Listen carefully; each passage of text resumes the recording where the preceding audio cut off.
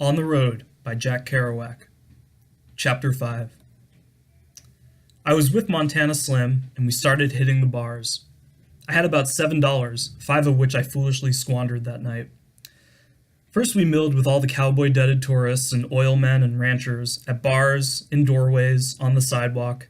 Then for a while I shook Slim, who was wandering a little slap-happy in the street from all the whiskey and beer. He was that kind of drinker. His eyes got glazed, and in a minute he'd be telling an absolute stranger about things. I went into a chili joint, and the waitress was Mexican and beautiful. I ate, and then I wrote her a little love note on the back of the bill. The chili joint was deserted. Everybody was somewhere else, drinking. I told her to turn the bill over. She read it and laughed. It was a little poem about how I wanted to come and see her to come and see the night with me. I'd love to, Chiquito, but I have a date with my boyfriend. Can't you shake him? No, I don't, she said sadly, and I loved the way she said it. Some other time I'll come by here, I said, and she said, any time, kid. Still I hung around, just to look at her, and had another cup of coffee. Her boyfriend came in sullenly and wanted to know when she was off. She bustled around to close the place quick. I had to get out. I gave her a smile when I left. Things were going on as wild as ever outside, except that the fat burpers were getting drunker and whooping up louder. It was funny. There were Indian chiefs wandering around in big headdresses and really solemn among the flushed drunken faces. I saw Slim tottering along and joined him. He said, I just wrote a postcard to my pa in Montana. You reckon you can find a mailbox and put it in? It was a strange request. He gave me the postcard and tottered through the swinging doors of a saloon. I took the card, went to the box, and took a quick look at it. Dear Pa, I'll be home Wednesday. Everything's all right with me, and I hope the same is with you. Richard. It gave me a different idea of him, how tenderly polite he was with his father. I went in the bar and joined him. We picked up 2 girls, a pretty young blonde and a fat brunette. They were dumb and sullen, but we wanted to make them. We took them to a rickety nightclub that was already closing, and there I spent all but $2 on scotches for them and beer for us. I was getting drunk and I didn't care. Everything was fine. My whole being and purpose was pointed at that little blonde. I wanted to go in there with all my strength. I hugged her and wanted to tell her. The nightclub closed and we all wandered out in the rickety, dusty streets. I looked up at the sky. The pure, wonderful stars were still there, burning. The girls wanted to go to the bus station, so we all went, but they apparently wanted to meet some sailor who was there waiting for them, a cousin of the fat girls, and the sailor had friends with him.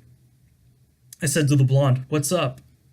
She said she wanted to go home, in Colorado, just over the line south of Cheyenne. "I'll take you in a bus," I said. "No, the bus stops on the highway and I have to walk across that damn prairie all by myself. I spend all afternoon looking at that damn thing, and I don't aim to walk over it tonight." Listen, we'll take a nice walk in the prairie flowers." "There ain't no flowers there," she said. "I want to go to New York. I'm sick and tired of this. Ain't no place to go but Cheyenne, and ain't nothing in Cheyenne." "Ain't nothing in New York." "Hell, there ain't," she said with a curl of her lips. The bus station was crowded to the doors. All kinds of people were waiting for buses or just standing around. There were a lot of Indians who watched everything with their stony eyes. The girl disengaged herself from my talk and joined the sailor and the others. Slim was dozing on a bench. I sat down. The floors of bus stations are the same all over the country, always covered with butts and spit, and they give you a feeling of sadness that only bus stations have. For a moment it was no different from being in Newark, except for the great hugeness outside that I loved so much. I rued the way I had broken up the purity of my entire trip, not saving every dime and dawdling and not really making time, fooling around with this sullen girl and spending all my money. It made me sick. I hadn't slept in so long I got too tired to curse and fuss and went off to sleep. I curled up on the seat with my canvas bag for a pillow and slept till 8 o'clock in the morning among the dreamy murmurs and noises of the station and of hundreds of people passing. I woke up with a big headache. Slim was gone. To Montana, I guess. I went outside, and there in the blue air I saw for the first time, far off, the great snowy tops of the Rocky Mountains. I took a deep breath. I had to get to Denver at once. First, I ate a breakfast, a modest one of toast and coffee and one egg, and then I cut out of town to the highway. The Wild West Festival was still going on. There was a rodeo, and the whooping and jumping were about to start all over again. I left it behind me. I wanted to see my gang in Denver. I crossed a railroad overpass and reached a bunch of shacks where two highways forked off, both for Denver. I took the one nearest the mountains so I could look at them, and pointed myself that way. I got a ride right off from a young fellow from Connecticut who was driving around the country in his jalopy, painting. He was the son of an editor in the East. He talked and talked. I was sick from drinking and from the altitude. At one point, I almost had to stick my head out the window. But by the time he left me off at Longmont, Colorado, I was feeling normal again, and had even started telling him about the state of my own travels. He wished me luck. It was beautiful in Longmont. Under a tremendous old tree was a bed of green lawn grass belonging to a gas station.